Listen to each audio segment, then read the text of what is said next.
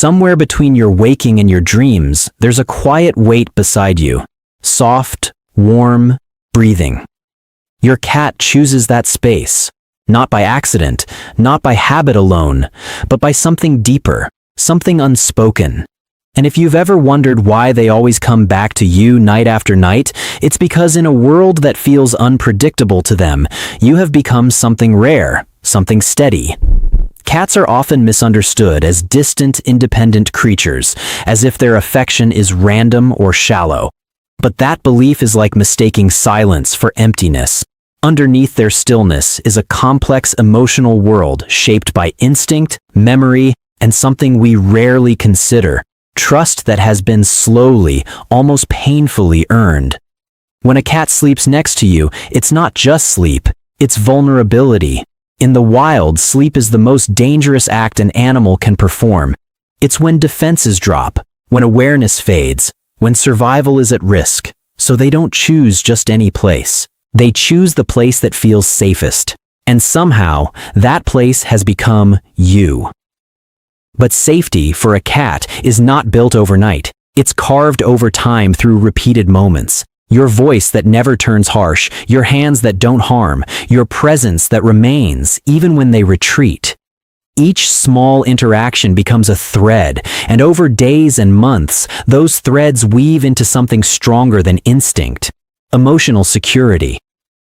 There's a concept in psychology called micro-trust, tiny, almost invisible confirmations that the world is not as dangerous as it once seemed. For a cat, every gentle pet, every predictable routine, every quiet moment beside you is a piece of that puzzle. And when enough pieces fall into place, something shifts inside them. The invisible wall they once lived behind begins to soften, and then they choose your bed. But it's not just about safety, it's about warmth. Not only the physical warmth your body provides, but a deeper, biological comfort. Cats are creatures of regulation. Their bodies seek balance constantly. Temperature, heart rate, even emotional states. When they curl beside you, they are syncing with your rhythm, your breathing, your stillness. It's a quiet alignment, like two systems finding harmony without words. And yet, there's something even more human in this behavior than we realize.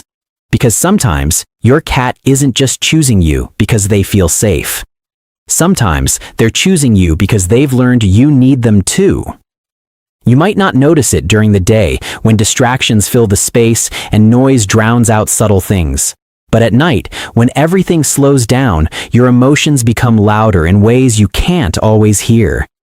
Your breathing changes, your body tension shifts, your stillness carries a weight. And animals, they notice. Cats are deeply sensitive to emotional undercurrents. Not in the dramatic way dogs often express it, but in something quieter, more observant. They watch, they feel, they absorb.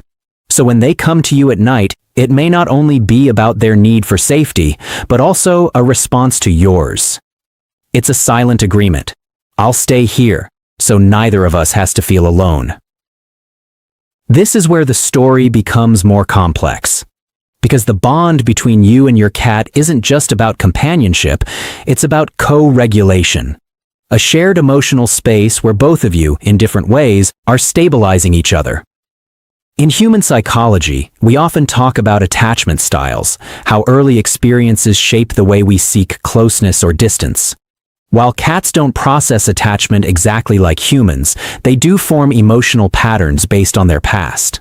A cat that has known instability, sudden changes, neglect, or unpredictability often carries a quiet imprint of that uncertainty. For them, closeness isn't automatic. It's cautious, measured, sometimes even resisted. So when that kind of cat chooses to sleep next to you, it's not a small gesture. It's the collapse of a defense system that once kept them safe. It's them saying in the only way they can, I think I can rest here. And rest is everything. Because beneath all behavior, scratching, hiding, playing, watching, there's one constant drive: to feel safe enough to let go. But here's the part most people overlook. Your cat doesn't just choose any part of your bed, they often choose specific places, near your chest, your feet, your side, and each of these choices tells a different story. When they sleep near your chest, they're drawn to your heartbeat. It's rhythmic, predictable, grounding. It reminds them of something ancient, of being small, of being held, of being safe without needing to think about it. It's not so different from how humans seek comfort in steady sounds, the ticking of a clock, the hum of a fan, the quiet breathing of someone they trust. When they sleep at your feet, it's a different kind of connection. Less about intimacy, more about guardianship. It's a position where they can stay close without feeling overwhelmed. They can monitor the environment, remain partially alert, while still being within your protective space. And when they press against your side, it becomes something almost symbolic. A shared boundary, not too close to lose themselves, not too far to feel disconnected. It's balance. But balance, especially emotional balance, is not something cats are born with. It's something they learn, or sometimes something they never fully find. This is where their nighttime behavior begins to reflect something deeper, something rooted not just in instinct, but in emotional history. Because not all cats sleep peacefully. Some shift constantly, some wake easily, some stay close but never fully relax. And if you look closely, you'll notice something familiar in that pattern. Something that mirrors human anxiety, a hyper-awareness, a reluctance to let go completely. It's what happens when a creature has learned at some point that the world isn't entirely safe, that something unexpected could happen at any time. So even in moments of rest, part of them stays awake, and yet, they still choose to be near you. Which means despite everything their instincts might tell them, despite whatever past they carry in their quiet memory, you represent something stronger than their fear. You represent consistency. But consistency is a fragile thing. It's built slowly, but it can be shaken quickly. A sudden change in routine, a shift in behavior, even emotional distance. You might not think these things matter much, but to a cat, they do. Because their world is smaller, more immediate, more dependent on patterns. And when those patterns change, it doesn't just confuse them, it unsettles them. That's why, sometimes, a cat that once slept beside you every night suddenly stops. Not out of rejection, but out of uncertainty. Something has shifted, even if you can't see it yet. And this is where the question deepens. Because if their choice to sleep next to you is built on safety, trust, and emotional connection, then what happens when those foundations begin to crack? What happens when the place that once felt like the safest no longer feels the same? That quiet absence beside you at night. It's not just physical. It carries a meaning, a message that's easy to ignore, but difficult to truly understand. Because your cat isn't just reacting to the present moment. They're responding to something deeper. Something that has been building slowly, almost invisibly, beneath the surface of your shared space. Something that has been building slowly, almost invisibly, beneath the surface of your shared space. And when that invisible thread begins to loosen, the consequences rarely arrive loudly. They don't announce themselves with chaos or destruction.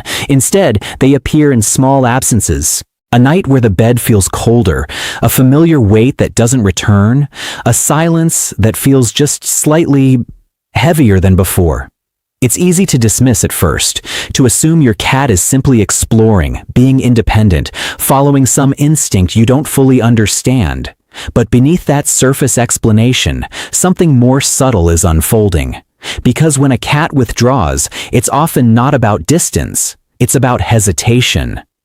A quiet question forming inside them. Is this still safe? And that question doesn't just belong to them, because if you're honest, there are parts of you that understand it deeply. The way trust can shift without warning, the way comfort can slowly turn uncertain, the way even the safest places can feel different when something small changes. This is where the bond between you and your cat becomes a mirror. Not in an obvious way, not in a way that demands attention, but in a quiet reflection of emotional patterns that exist in both of you. The need for consistency, the sensitivity to change, the silent ways you both seek reassurance without ever asking for it directly. And maybe that's why their absence feels heavier than it should, because it isn't just about a cat no longer sleeping beside you. It's about the loss of something that once felt steady, without effort. But here's the shift, the part that changes everything if you allow it to. What if their behavior was never about dependency, but about choice? What if every night they came to you, it wasn't because they needed you to survive, but because, in a world guided by instinct and caution, they chose you as their safest place? That reframing changes the story, because it means their presence was never something guaranteed. It was something given, freely, quietly, and repeatedly. And if that's true, then their distance isn't rejection, it's communication. Cats don't explain themselves with words. They don't confront or clarify. Instead, they adjust. They move closer when something feels right, and they step away when something feels uncertain. Not to punish, not to withdraw love, but to protect their internal sense of balance. So the question is no longer, why did my cat stop sleeping next to me? The question becomes, what might have changed in the space we share? Sometimes the answer is simple, a shift in routine, a different scent, a new stress you're carrying that they can feel but not understand. Other times, it's more subtle, a gradual inconsistency, a slight unpredictability that disrupts the quiet rhythm they once trusted. And the solution is not force. You can't make a cat feel safe by pulling them closer. You can't rebuild trust through control or insistence. Safety, for them, must always feel like their own discovery. So instead, you return to the smallest things: consistency, gentle presence, predictable rhythms that quietly say, nothing here is changing in a way that will harm you. You speak softly, even when they're not near. You move calmly, even when you're distracted. You create an environment where nothing feels sudden or overwhelming, not because you're trying to win them back, but because you're rebuilding the foundation they once trusted. And slowly, something begins to shift. Not immediately, not in a dramatic, cinematic moment, but in the quiet ways that matter most. They linger a little longer in the room. They sit closer than before. They watch you with less hesitation. And one night, without announcement, without explanation, they return. Maybe not in the exact same place. Maybe not with the same certainty at first. But they come back. And when they do, it means something deeper than before. Because this time, their choice carries memory. It carries the awareness that they left, that something changed, and that despite it all, they found their way back to you. That's not just instinct. That's trust, rebuilt. And maybe, in a quiet way, it's an invitation for you to reflect on something within yourself. How often do you withdraw when something feels uncertain? How often do you distance yourself, not because you want to leave, but because something inside you no longer feels entirely safe? Your cat doesn't judge that instinct. They live it. They embody the delicate balance between closeness and self-protection, between trust and caution, between staying and stepping away when something feels off. And in watching them, in understanding them, you begin to understand yourself a little more clearly. That safety is not something you demand. It's something you create. Gently, repeatedly, quietly, until one day, without realizing exactly when it happened, you become a place, whether for a small, silent creature or even for yourself, where rest feels possible again. And maybe that's the real meaning behind those quiet nights. Not just that your cat sleeps next to you, but that, in a world full of noise, uncertainty, and invisible tension, two beings found a way to share a space where neither of them has to stay guarded, a space where breathing slows, where defenses soften, where presence is enough.